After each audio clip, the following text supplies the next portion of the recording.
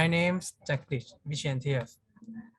I am the great my honor to be the moderator today, and the Mrs. Rashini Gon. She is the facilitator. The hot topic for today is how Scopus curates content and address the predatory publishing. The invited speaker is Alexander Van Servellen, who is the senior consultant for research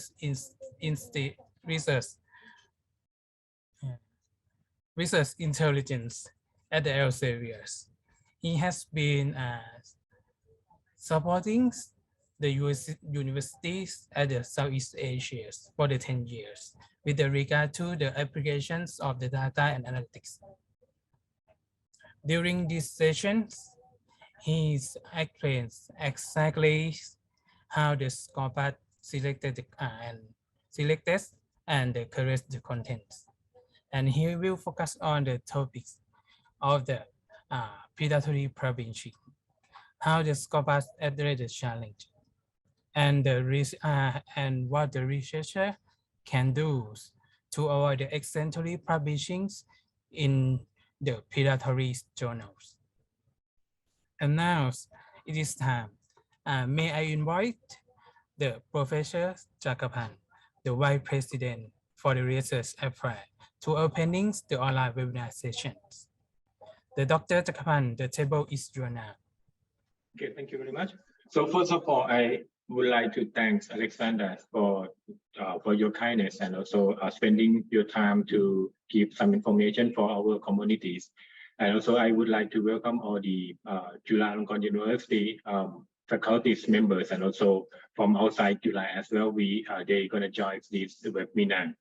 I guess there are many questions to ask at the end of this webinar, and also I guess Sandra willing to answer all the questions. And anyway, before we start that question, we should focus on the introductory, what Sandra gonna talk and give us some knowledge and how to use the data for select the proper journal for our publication. Okay, so I think this should be the short time for welcoming all of you, and also I'm gonna give all the time, most of the time to Sandra to give us some information. Thank you very much. Thank you very much, Dr. Chakapan.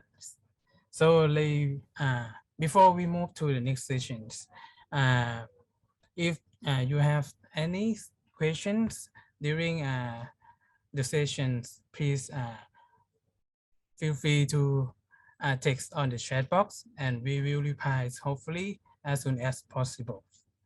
Yeah, the next step, the next pass.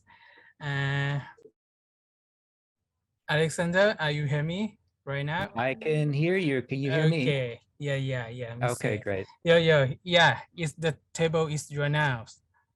Okay, thank you very much, and a good afternoon to everyone from Singapore. And thank you very much for organizing this today. So as mentioned by Professor Chakapan, I've agreed to present about the important topic of predatory content. It remains a challenge for all of us in the research community. And today I want to create a bit of context to look at how a database, in particular Scopus, how we select journals as well as curate the content, and specifically focusing on the challenges of predatory content and some of the best practices of avoiding predatory content. I don't think I need to introduce myself again, so I'll just skip this slide. And I'm going to start with a general introduction. We're going to look at the content policy for Scopus, how it selects and curates content. We're going to explore in detail what exactly is predatory publishing, because people have different ideas, different definitions of what predatory publishing is. I will also look at our view on how to avoid predatory journals and I will look at the specific controversy around Mdpi, which was brought to my attention several times when I was in Bangkok visiting universities about a week ago. And I'll try my best to leave time for questions and answers. I would suggest either you ask the question at the end, or if you prefer, you can ask it in the chat. So just as a general introduction, Scopus, right? So Scopus is part of a research intelligence portfolio. This is a group of products and services which enable use cases of research community, ranging from search and discovery to find and read papers, to more analytical workflows that enable evaluation, strategy, showcasing, managing data sets, research management, and so forth, right? The content, so the papers, journals, profiles that we include in Scopus are important because they're used for many different use cases. They are used for people to find information, but also for evaluation purposes. So it's incredibly important that the content in Scopus is of the highest quality. Currently, that content in Scopus comes from about 7,000 different publishers. It includes 27,000 serial titles. So it's a lot of content coming from a lot of places. And again, it's being used by researchers, it's being used by administrators, it's being used by policymakers. The data is used also by university rankings and governments and so forth. So the quality of the content is very important. This slide is about a year old, so it's not up to date, but the point of this is to show that we cover not only journals, but also conference proceedings, books, both standalone books, book series. The content comes from 105 different countries. It's represented of 40 different languages. We're working quite proactively to get more Thai journals into Scopus. So we currently have 70 Thai journals in Scopus. I believe a year and a half from now, we will have probably 110 Thai journals in Scopus. Scopus is dynamic. New papers are loaded every day. If you look at a journal level, only 11% of the journals in Scopus come from Elsevier, and only 40% of the journals come from the big traditional large publishers. 60% of the journals come from smaller publishers or might be independent journals that are affiliated to a university. Elsevier and Scopus, we do not choose the journals based on the publisher. Our evaluation model is looking individually at journals, and if a journal meets the criteria to be in Scopus, it can be included regardless of who the publisher is. So how exactly does Scopus select and curate the content? Well, we have an independent content selection advisory board, which we call the CSAB. They are comprised of 17 subject experts. Each one is a prominent expert researcher in a different field, and they're based all around the world and coming from different countries.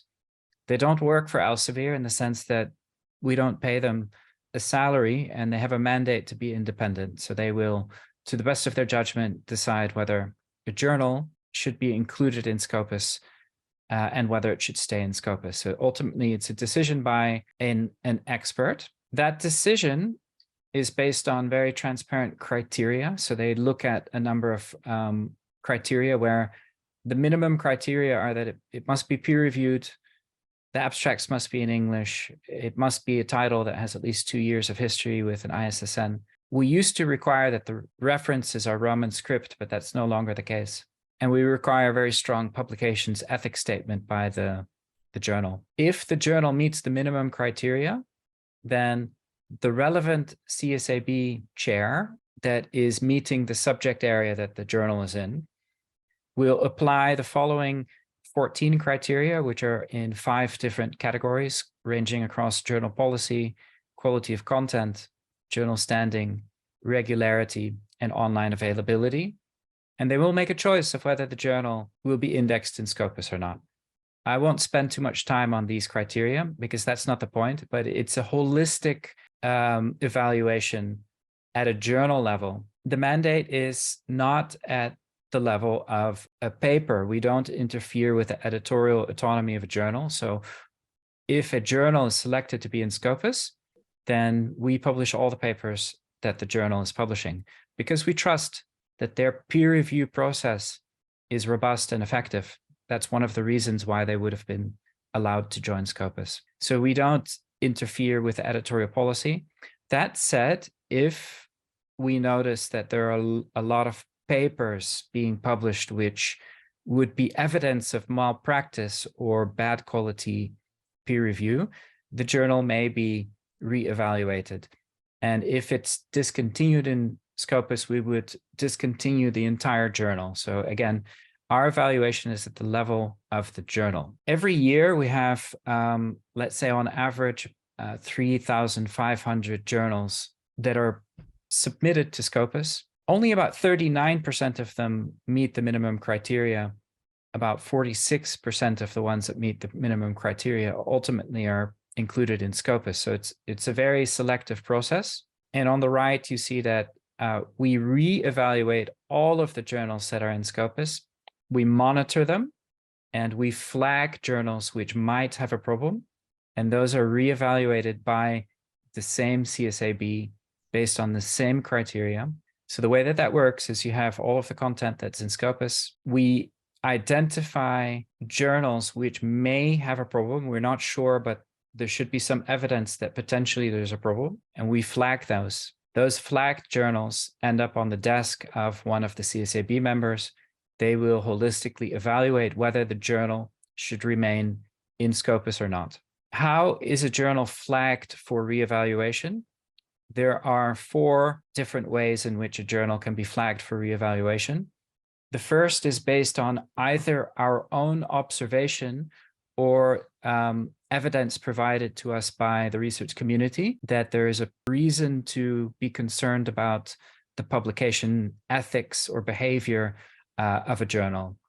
So again, it requires a little bit more than someone saying, I think that the journal is predatory. There needs to be some evidence. Secondly, we look at performance of the journal. This is looking at, for example, the citation level, the level of self-citations, to flag journals which are very much underperforming compared to other journals in the same field. Thirdly, we use machine learning to detect very strange changes in a journal, such as, for example, the changes of the editorial board or the citation behavior or the number of papers going from 40 or 50 papers per year to 800 papers a year suddenly. So we call this outlier performance, and those journals are flagged for reevaluation. Fourth is that some journals that are newly accepted into Scopus, the CSAB decides that those journals should be reevaluated 2 years after acceptance to make sure that they address certain points that their acceptance was dependent on them improving in the first few years. So 4 ways to flag, and based on this process, we've reevaluated in the last, I guess it's 7 years, about 1,000 journals, and we've discontinued roughly a little bit more than 50%. If you look at the 4 categories, publication concerns is the biggest one. That's where predatory publishing falls under, is publication concerns. It's about the ethical behavior or concerns about the effective peer review and so forth. So of 482 journals re-evaluated, 337 were discontinued. So that's 70%. If you look at last year, 2022, we re-evaluated 64 journals and 47 were discontinued. So that's 73%. So we are reevaluating actively. We do discontinue, but in at least, let's say, 30 to 40% of the cases, after a reevaluation, it's decided that the journal does meet the criteria to be in Scopus and should remain in Scopus. This process is very important because we can't simply let concerns result in discontinuing journals without a proper evaluation of the journal. So that's our process. I did want to look a little bit at what is predatory publishing, because not everyone agrees what is the definition of predatory publishing. People have different ideas, and it's important to think about this a little bit because we hear about it so often. And it's great, you know, everyone who's working at a university, researchers who are targeting journals, it's important to think about this a little bit. So there is general agreement that predatory publishing is on the rise. So there's a general agreement that we see more predatory behavior in the market, and that it's a difficult problem, increasingly difficult problem for publishers to deal with, for universities, researchers, as well as a curated database like Scopus. We see that a lot of the predatory publishing is targeting people in Asia. So that means we need to be extra careful. The name predatory came from Jeffrey Beal. So Jeffrey Beal started Beal's List many years ago, and he was the unofficial watchdog of predatory publishing.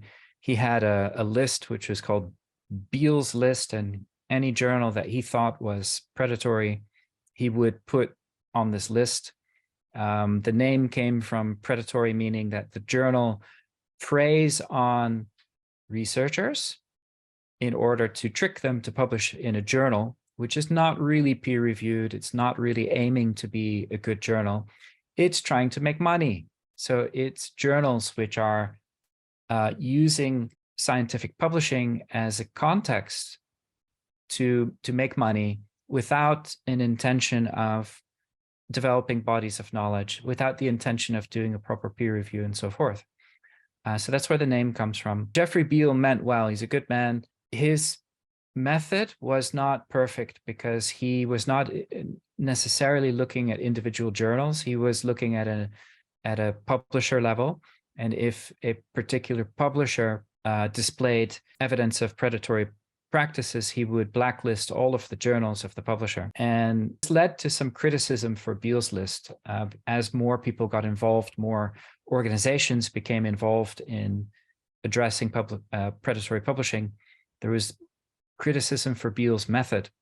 And he himself closed his website in 2017. Since then, there's been a lot of thought about predatory publishing. Why is it increasing? So what are the driving forces that make predatory publishing a bigger problem today than 5 or 10 years ago? Publish or perish, as you will know, to be an academic researcher, there is the expectation and need to publish papers. So career progression depends on publishing papers. So there's a certain amount of pressure and requirement to publish. That's always been the case. But technology means that it's just much easier for a person with a bad intention to build a website that looks like it's a genuine journal, and to send emails to thousands of people and market themselves in ways that would have been a lot more difficult before the internet and technology. Also, many researchers are young, and a lot of people are maybe not experienced in navigating online environment and understanding that what is authentic and real versus what are, people pretending to be something that they're not. And I like to sometimes say the internet is kind of like walking through a city at night. Somebody might come up to you and offer you something, but you have to consider that this person might not be telling the truth. They might not be who they say they are or have the intention that they say that they have. And the internet, so we have to be very careful. Also, because open access publishing is now an accepted form of publishing. Therefore, a journal that is asking an article processing fee, right, that's asking money to publish in the journal, that's no longer strange. That's just part of an open access model. So it's easier for predatory journals to seem like, hey, we're just an open access journal, so you need to pay me for the paper. So those are the main factors.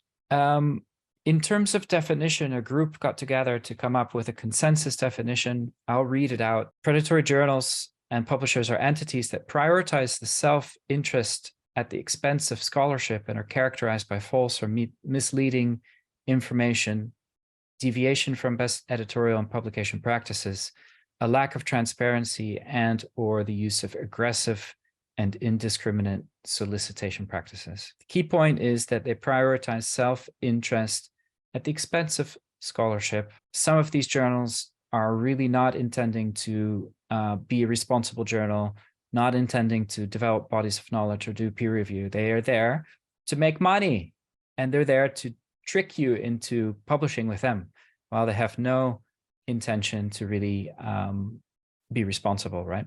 So how do we identify these types of journals, right? So there are certain behaviors which I'll talk about a little bit later. So our CSAB, the chair of our CSAB, Jörg Rüdinger, his quote is that whether or not a journal is predatory is not a binary decision. There's a broad spectrum of predatory journal behaviors. And to assess whether a journal should be considered predatory, a number of parameters need to be considered, often in combination. So I think what he means, and our conclusion from this, is that it's not such a black or white thing. People might disagree, and there are a number of different aspects to look at when making this decision. Therefore, we do a holistic evaluation of the journal rather than choosing that all the journals of a particular publisher should be considered predatory. We do discontinue journals. I showed that we discontinued a few hundred journals, some of them were considered predatory. If we discontinue a journal, it means we stop indexing journal from a given point of time, and we leave the older content in Scopus. We do this because it's a matter of scientific record, as well as a certain level of stability in data is welcome. We don't want to remove papers from your author profile or from the profile of Chulalongkorn University, for example. So our standard practice is we stop indexing because the journal also, when it was accepted into Scopus, it met the criteria. If the behavior of a journal changed over time, which can happen, we detect that behavior and we stop indexing it at a certain point. But our assumption is that the older content was published while the journal met the criteria for Scopus. So there's a lot of good reasons to keep the content in Scopus. That said, if there is evidence of severe ethical misconduct, we can remove all of the papers retrospectively of a journal. We have not had to do this very often, but it is an option if that's really necessary, but we try not to do that. You can always see which journals are in Scopus, as well as the latest status of the journal in the source title list, which you can download either here or in Scopus itself. And I'll show you at the end of the presentation how you can download that list.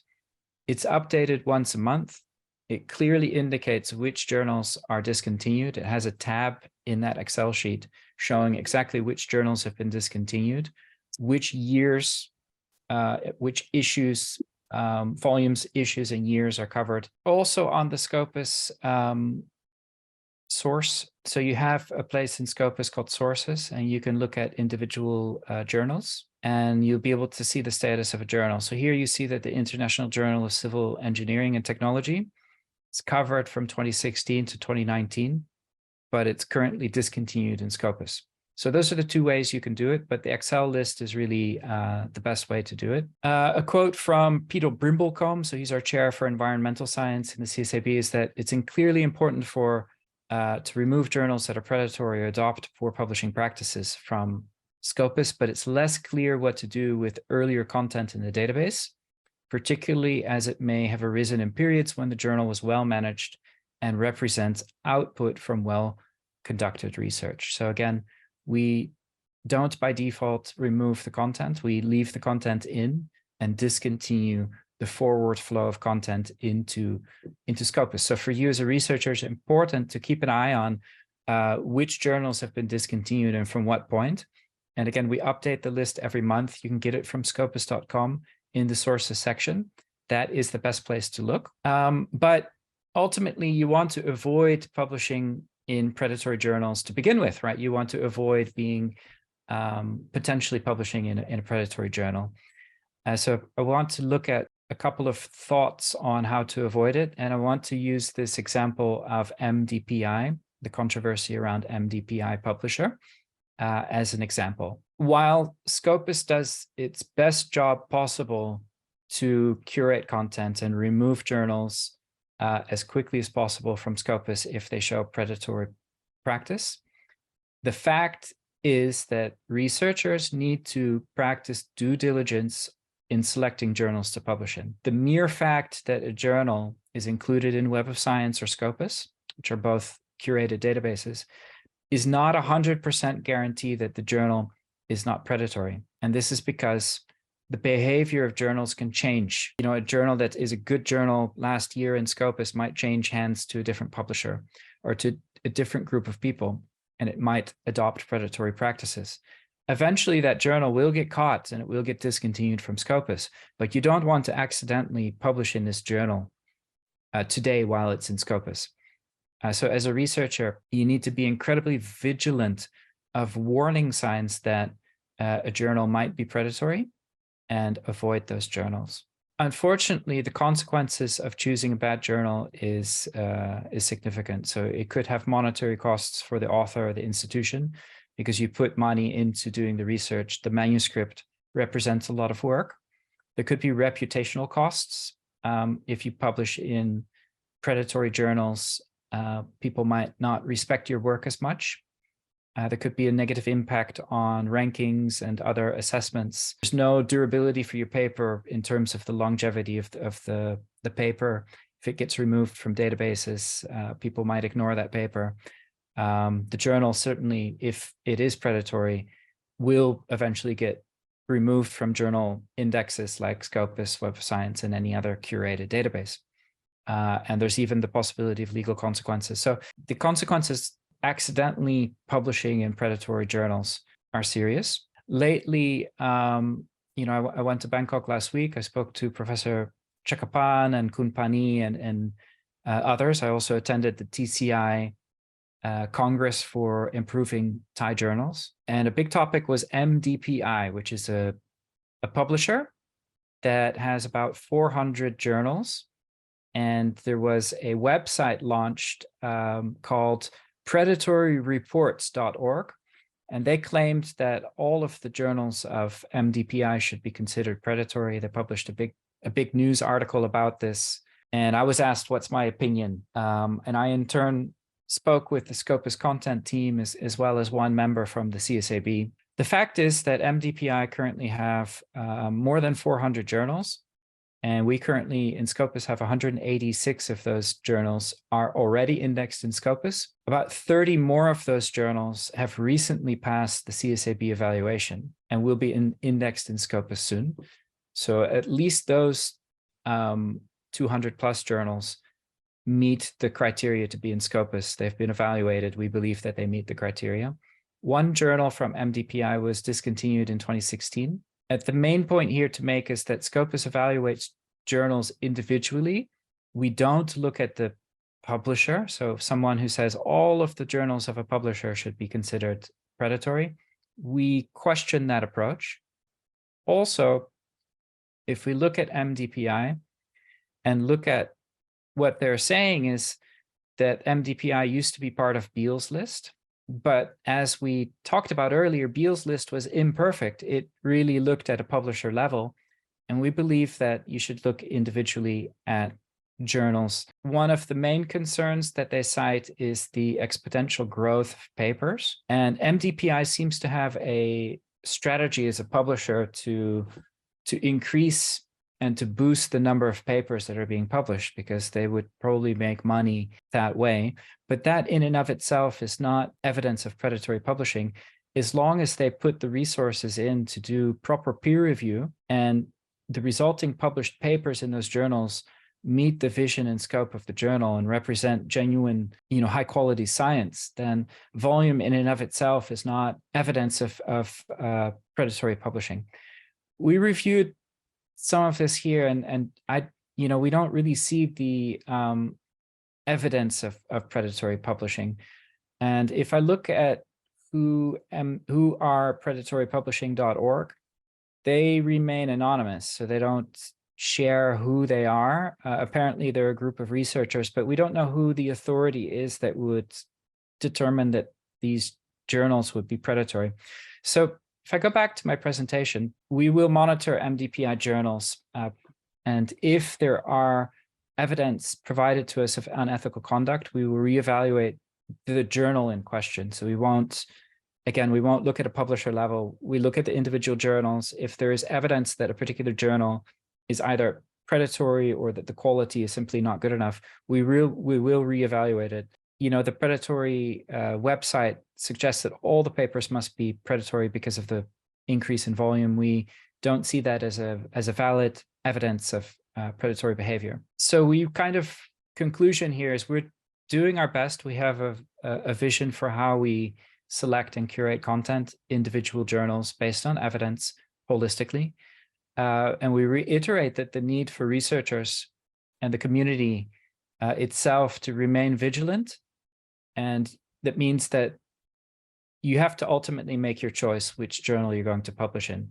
If you think there's a reason to doubt whether a journal is really ethical, right? If you have your doubts, don't publish in the journal. Probably better safe than sorry. There are certain warning signs that, so there are a couple of behaviors to be aware of as like warning signs that a journal could be predatory. One of them is really that they're aggressive, like they really ask you to publish there, they are too eager. A good journal is very selective. They don't chase after you. They're doing a genuine peer review. So any journal that's really quite aggressively chasing after you and is saying that we think that your work is great, it really fits with our journal, and you know we will do a quick peer review, and we're indexed in Scopus and Web of Science, and so that's usually a warning sign. So over eagerness and solicitation, like really chasing you. But also we want to highlight journal hijackings, paper brokers, as well as language plagiarism and citation manipulation. So a journal hijack is when a website basically copies or clones the website of an existing journal. So they steal the identity of the journal and operate in a way that's predatory. So you could be approached by a journal that says it's a journal that's in Scopus, but maybe the people who are approaching you are not the people running the real journal. They're running a fake journal. We've actually been tricked. Elsevier itself, Scopus has been tricked by hijacked journals where a journal stopped publishing.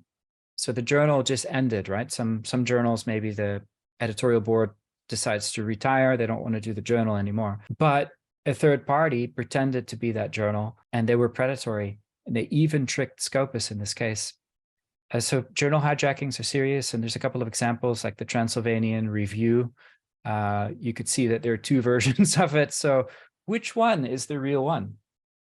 You have to be really careful. So we are being super careful at Scopus, but you need to be careful that whoever you're working with and submitting your papers to is the correct version of the journal. If you see two versions online, be super careful. Here's another example, the research on Lepidoptera. I was bad at pronouncing that word, but here you can see that there are multiple versions. One of them ceased to publish in 2017, yet there's a version claiming to be active today. Solid State Technology, which is a journal that was very popular in Southeast Asia, also had the same problem where you see that it stopped publishing, but there is a fake version that continued to publish. Paper brokers. So in Southeast Asia, I see quite a lot of third parties. They're like middlemen that actively approach universities, departments, and groups of researchers saying, we are a group of people who can provide a service that will guarantee that you get published in journals that are in Scopus and Web of Science. Do not believe them. It's not true. You should not work with a middleman or anyone trying to make these types of promises to you. They are usually working with predatory journals. They accept money in return for guaranteed publishing, which means that's a promise they can't make, right? You should always publish with journals that you see are showing all the signs of genuine peer review and selectivity. Any group of people approaching you saying that they can make a guaranteed, paper and published in Scopus, ignore them. Tell them to leave you alone. This is very popular and people do fall for it. They pay money. They do get published in some kind of journal. It turns out to be caught, right? The journal will be identified as having unethical behavior and discontinued. And it will be a world of pain for everyone. So here's an example of a paper broker, IJRDO. They have they even have like an email address that makes it sound like they're affiliated to Scopus or something like that. They guarantee publication time, 30 days, 15 days, show you that it's indexed in Scopus. These are guarantees that they cannot make, and you should really avoid this at all costs. We see that some papers are republished in a different language. So you can see that some papers that were published in English might be republished in Russian.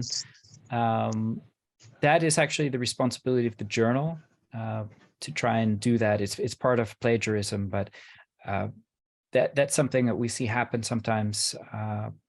Any journal that you see that you think might be stealing content, or actually any other unethical practice, you should contact us, right? So if you see a journal, you have evidence that they may be predatory in any way, you can contact me by email, but you need to share the evidence that you have. We will flag them for reevaluation. Citation manipulation. We have ways of detecting citation manipulation, but if a small group of people constitute 80% of the citations of a journal, that's unethical, right? So that's also another reason to discontinue a journal. In terms of determining, again, how do you as a researcher determine is a journal predatory or not? There are warning signs. So the website, often predatory journals have a kind of amateurish website. It might have flashing signs saying indexed in Scopus, indexed in Web of Science. They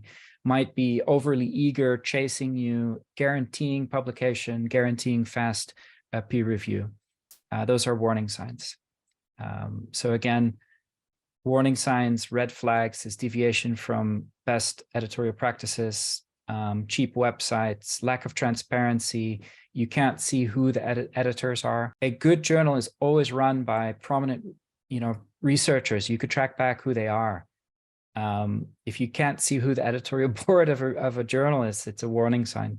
And again, they are aggressively chasing a lot of people. There's some tools. There's a tool called Think, Check, and Submit, which is really an example of many parties working together to help people go through and determine whether a journal is the right journal to publish in. It's important to pick a journal that meets the topic, the field, the topic that you're publishing in, that is publishing the right type of document type, if you're writing a review, for example, or meets your need, whether maybe your funding requires you to be open access. So there's a lot of considerations when you target a journal. You should not target journals because you think they're easy to publish in. Again, a good journal is very selective. It's difficult to be accepted by a good journal. But Think, Check, Submit is a good tool. Secondly, in Scopus, if you go to sources here, you can download the latest version of the Scopus source list, and you can see all of the active titles as well as the discontinued titles to understand which journals have recently been discontinued from Scopus. It's updated once a month. That list can be downloaded. It's updated once a month. Also, I believe I mentioned this, there are a lot of reasons to consider whether you publish in a journal, and it should not be whether it's easy or not. You really need to look at, is it the right fit and so forth. But also, if you look at point 7, is it a reputable journal, including practicing robust peer review? We at Scopus do our best to curate and to constantly monitor and adjust, but you also have to do the same. Just because a journal is in Scopus is not 100% guarantee that it's not problematic. I have links to some resources here. I think that's pretty much the end of my talk. I'm ready to answer any questions that people have. I will go to Scopus and show you where to get the source list. But that's the bulk of my presentation. So if you have questions for me, I'd like to open the floor for those questions. Thank you. Yes, Alex. We have a question on the chat box, right? All right. Okay, I see. Okay. From Son Taya, will there be a possibility in the future that Scopus would show a journal status saying this journal is being reevaluated, which sometimes takes some time to reach so that the researchers become aware of what's going on? Great question, Son Taya. We, at this moment, don't do that because about 40% of the journals that are flagged for reevaluation it's decided that they meet the criteria for Scopus and they're not discontinued. And indicating that they are flagged for reevaluation would impact the reputation of the journal. We don't think it's fair to do that. But I saw that some other curated databases are doing that. So it could be something we decide to do in the future. It's certainly something I'll discuss with the Scopus team. But understand that our hesitance to do that is because we don't want to ruin the reputation of journals, because we reevaluate a lot of them and decide that, about 40% of them, we think that they are good journals that should be in Scopus. We don't want to impact their reputation. Thank you. So here's Risky Dini Fauzia. Thank you for your presentation. It was well informed. I have a question. What if our research there is some source from Mdpi among our references? Is our manuscript classified as poor quality article?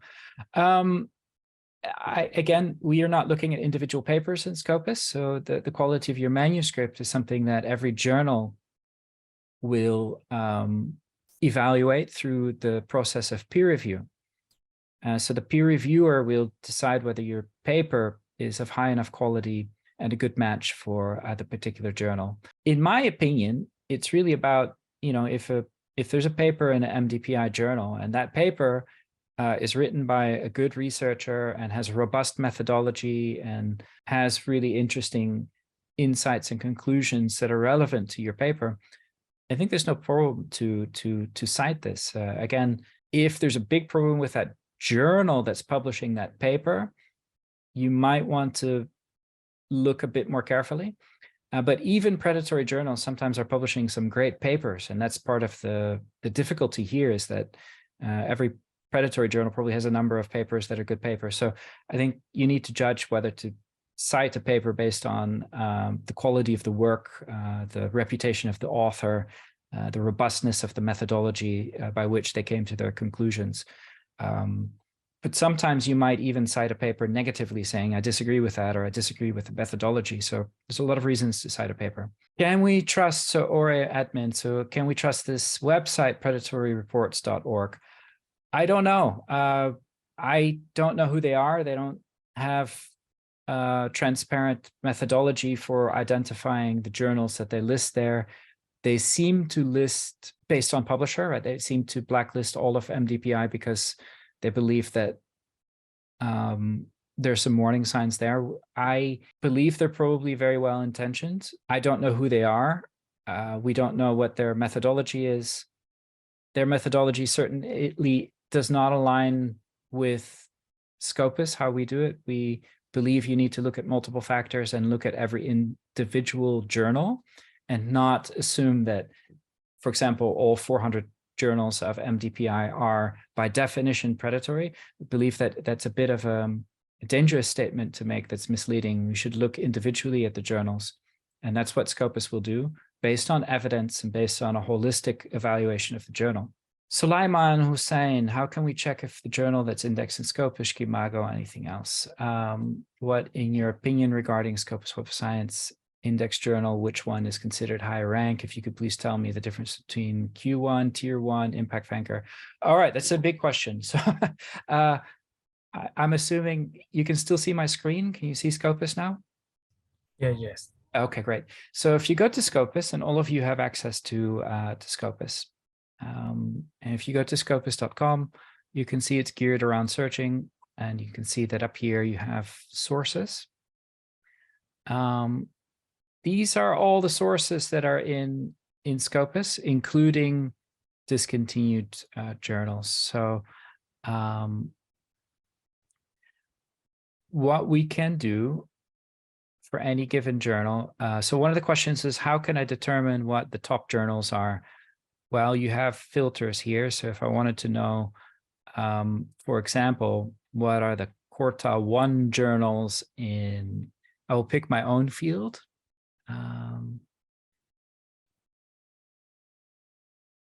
So you've got subjects and disciplines, and I'm going to find psychology. So I studied developmental psychology. And let's say that my boss has said that I will get credit for my paper if it's published in quartile 1 or 2. So I would select 1 or 2.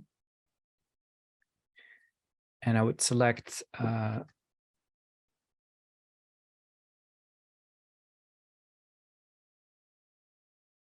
apply that filter. Apply this filter.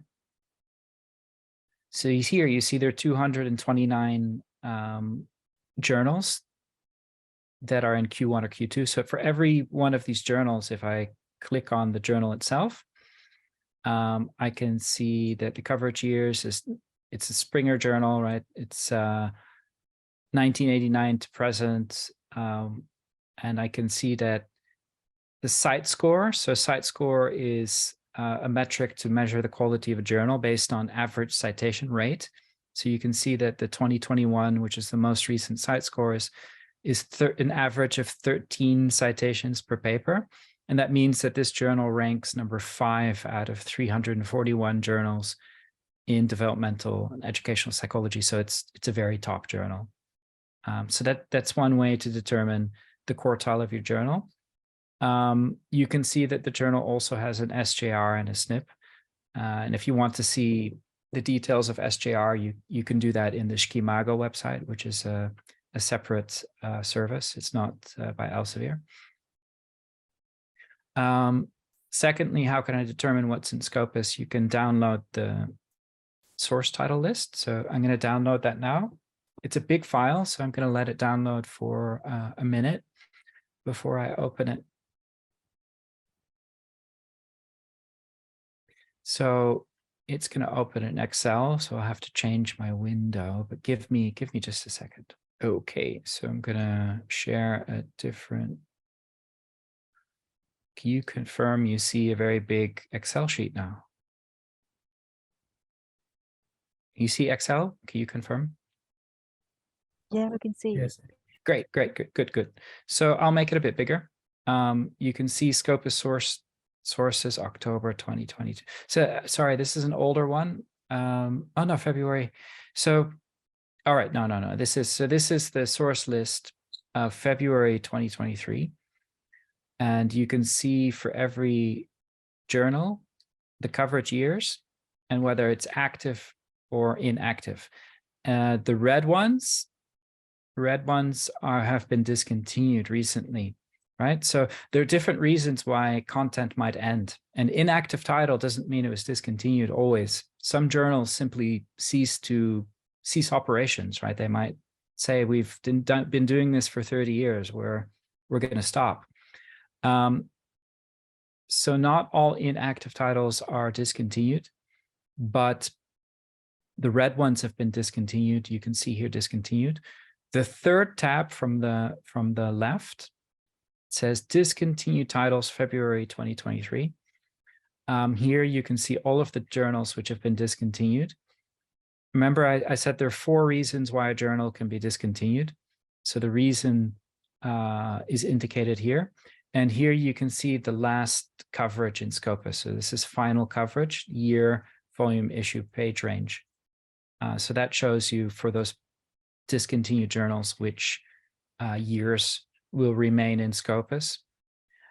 We also have an accepted title list so that you can see all of the new journals that have been added to Scopus. I mean, we are always evaluating content and new journals get added. So you can see which new journals are being added to Scopus, which would be great journals to publish in. Right, so that title list is downloadable directly from Scopus itself. So again, you go to Scopus, you go to sources, and then in sources, there's a button. You just download that list. It's updated once a month. Yeah, so I hope that answers that question. Let me go back to the chat. Open access journals are always bad. No. Open access journals, there's a lot of great open access journals. In fact, if you look here in Scopus, and I list open access, right? I can apply the filter. We have in Scopus more than 6,000 open access journals. Some open access journals are fantastic. Elsevier is also increasingly allowing open access and facilitating open access. Open access is a great practice that gives everyone access to science, but it's also being used as a excuse or as a strategy for predatory journals to ask for money. So, so in answer to your question, no, they're great open access journals. So open access in and of itself is definitely not a problem. Can you share with us, how should the problematic journal metrics look like? I think I showed you before that there are a number of warning signs that unsolicited, like indiscriminate solicitation, people chasing you, the website, again, are there 2 versions of the journal, not knowing who the editorial board is, those are all warning signs, but basically all, no transparency, not understanding who the organization are, too eager to publish your work, making guarantees of quick publishing, quick peer review, and so forth. I would say those are the key warning signs. Professor Koulios, as you mentioned, even though the journal is indexed in Scopus, it's not 100% guarantee that it's not a predatory journal, but in your opinion, if it's ranked as Q1 in Scopus, how likely is it to be a predatory journal? I think as you go higher in the quartiles, it's less likely. But that said, quartiles are based on citations. And I've heard the very scary story of some journals who participated in citation cartels. So what they did is these journals pretty much got certain groups of people to cite them, like a lot. And these journals went up in terms of quartile. So they had a relatively high quartile. I'm not sure if it was quartile 1 or quartile 2. And eventually, of course, Scopus catches them and they get discontinued. So the quartile in and of itself is not a guarantee. It would look more holistically at the reputation of the journal, the practice of the journal, who the editorial board is, which authors are publishing in the journal, to see that it's really a top tier journal. It's not just about citation rate and quartile. It's really about the practices of the journal, the brand, the people who are managing the journal. So that's something that should be available for you to see on their website. So please, due diligence, look at who is this journal. If you don't know them, who are they, right? And what evidence is there that they are really responsible group of people. Joko Gunawan, can you share examples of evidence of fatal publication concern that makes a journal discontinue in Scopus? Will you consider comments in pub peer online or retraction watch? Also, what is the lowest level of metrics from SiteScore that makes a journal discontinued? Okay, great questions. Evidence would be, for example, emails that the journal is emailing a lot of people and promising that they will guaranteed be published in their journal, or that their peer review is extremely fast, so that we see that the acceptance, the date of the manuscript being received and acceptance is consistently 2 weeks. That the editorial board members who are prominent, when we call them and ask them, say, we see that you're on the editorial board of this journal, and they say, I never knew that I was on the editorial board of the journal. So those are all, sound evidence of predatory practices. But there might be things which are more, for example, I've seen journals be discontinued because of citations. All of the or 80% of the citations came from a group of 5 or 10 people. So these are all things that are real evidence. And if you have evidence, please let us know, but you need to include that evidence for us to action it. Do I think comments in PubPeer or Retraction Watch? I don't know if we have the capability to monitor everything that's being done online.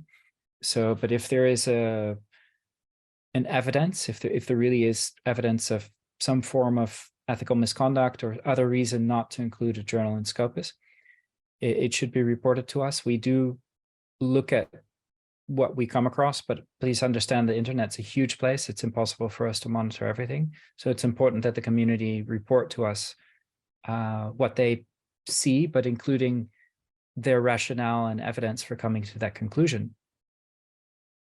Third question was, what's the lowest level of metrics from site score that makes a journal discontinued in Scopus? There's no exact number, but we do look at a combination of citation level. So I believe that they flag journals that are under a certain site score, but also looking at level of self-citation. So if citations are coming from others, obviously that's much more valuable than if it's coming from yourself, or that all the citations come from the same institution, for example. But to my knowledge, there's not a formal threshold, but it would be the very lowest in every field. Ooh, I've been talking a long time.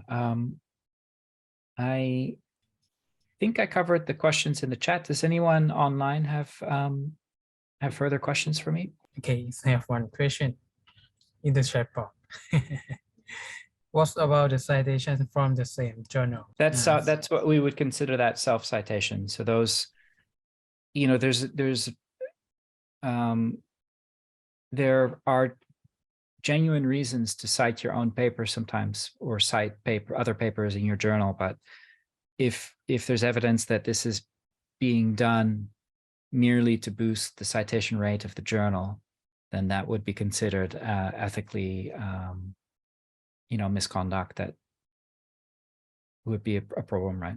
How can we know that a journal that's been published for many years, say 10, 20 years ago, and has quite high impact factor as 3+ will be classified for predatory journal, and in the future the article is already published? The article is still high quality if the journal is predatory afterwards, and we still can cite this article? Yes. So if a journal was fantastic journal 10 years ago, 5 years ago, 3 years ago, and we detect that as of, let's say, 2022, it has adopted predatory practices, Scopus will discontinue the journal and stop publishing it end of 2022, 23 forward. But all of those older papers stay in Scopus, and yes, you can still cite those papers. They are still valuable papers because they're in principle done while that journal was exercising responsible practices. So that is the reason that we don't retrospectively remove the content, but it's our job is to flag the point at which they change their behavior and stop indexing them. So the label predatory, again, predatory journals change over time. So to say something is predatory today doesn't mean they were predatory yesterday. And the good articles that were published in that journal years ago are equally good articles today that remain a contribution to the field and should be citable. Okay, so we've recorded this today, and I'm happy to share the slides. I'm happy to work with Kun Pani and Professor Chakapan to see how we can help. But I think my main message is this is a community problem. We need to work together to address this. Unfortunately, it's not as black and white as some people wish it was, right? There's some complexity here. So every researcher, you still need to watch out. We do our job, but you still need to be a little bit careful. I think that's my main conclusion. Okay, that is very informative. presentation for our community. I would like to thank you again, Sandra, for your time and also your kindness to for this contribution. Ajahn Pandit, do you have anything to talk to Sandra before we close the session, please? Thank you so much, Xander. This today presentation is quite useful for us, and also thank you for questions from the floor that help us to come more clear than before. And thank you for the answer. So thank you so much. I don't have anything to mention right now. Okay, well, you're all incredibly welcome, of course, and I look forward to seeing you again soon. And if there are questions that come up from this, just send them my way. I'll do my best to help out. Okay, thanks a lot. Yes, okay. Thank you for your presentation, Alexander, and your wisdom, knowledge, and time. We have to close now early, 18 minutes. However, okay, we are say thank you very much to the participants for your participations and attentions. We hope that our session we have offered knowledge, information, and is useful for your decision makings, for your publishing, your journals. Thank you very much. All right, bye-bye, everyone. Thank you. Bye bye. ขอบคุณทุกท่านนะคะ ขอบคุณน้องต้น ขอบคุณครับ สวัสดีค่ะ